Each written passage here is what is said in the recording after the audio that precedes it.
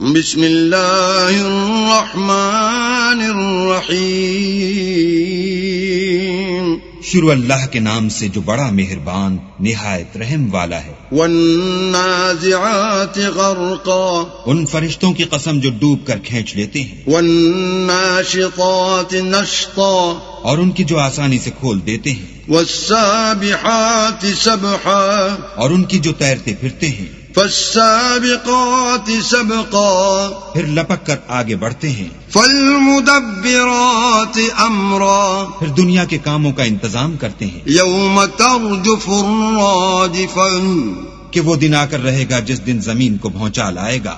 تتبعها الرادفہ، پھر اس کے پیچھے اور بھونچال آئے گا۔ قلوب یومئذ واجفہ، اس دن لوگوں کے دل خائف ہو رہے ہوں گے۔ ابصارها خاشعہ، اور آنکھیں جھکی ہوئی۔ یقولون ائنا لمردودون فی الحافرہ، کافر کہتے ہیں کیا ہم الٹے پاؤں پھر لوٹیں گے؟ اذا كنا عظاما نخرا، بھلا جب ہم کھوکھلی ہڈیاں ہو جائیں گے تو پھر زندہ کیے جائیں گے۔ قالوا تلك اذا کرۃ خاسرہ، کہتے ہیں کہ یہ لوٹنا تو موجب زیاں ہے۔ فانما هي زجرۃ واحدہ، وہ تو صرف ایک ڈانٹ ہوگی۔ فاذا هم بالساہرہ، اس وقت وہ سب میدان حشر میں آ جمع ہوں گے۔ هل اتاك حدیث موسیٰ، بھلا تم کو موسیٰ کی حکایت پہنچی ہے؟ اذ ناداہ ربہ بالواد المقدس طوى، جب ان کے پروردگار نے ان کو پاک میدان یعنی طویٰ میں پکارا۔ اذهب الى فرعون انه طغى، اور حکم دیا کہ فرعون کے پاس جاؤ، وہ سرکش ہو رہا ہے۔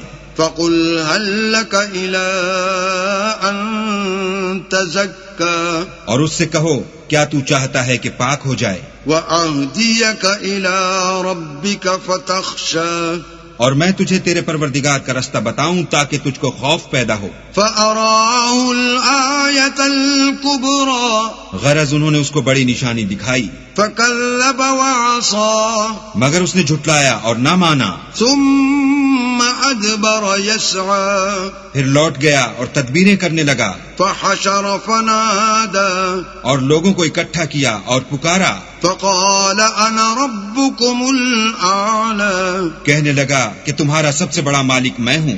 فأخذه الله نكال الآخرة والأولى، تو اللہ نے اس کو دنیا اور آخرت دونوں کے عذاب میں پکڑ لیا۔ إن في ذلك لعبرة لمن يخشى، جو شخص اللہ سے ڈر رکھتا ہے اس کے لیے اس قصے میں عبرت ہے۔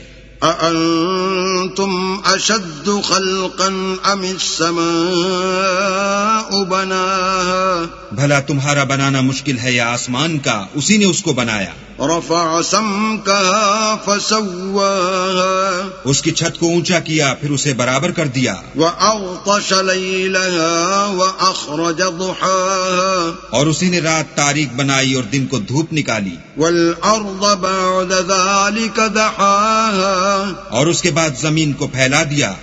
أخرج منها ماءها ومرعاها، اسی نے اس میں سے اس کا پانی نکالا اور چارہ اگایا۔ والجبال أرساها، اور اس پر پہاڑوں کا بوجھ رکھ دیا۔ متاعا لكم ولأنعامكم، یہ سب کچھ تمہارے اور تمہارے چار پایوں کے فائدے کے لیے کیا۔ فإذا جاءت الطامة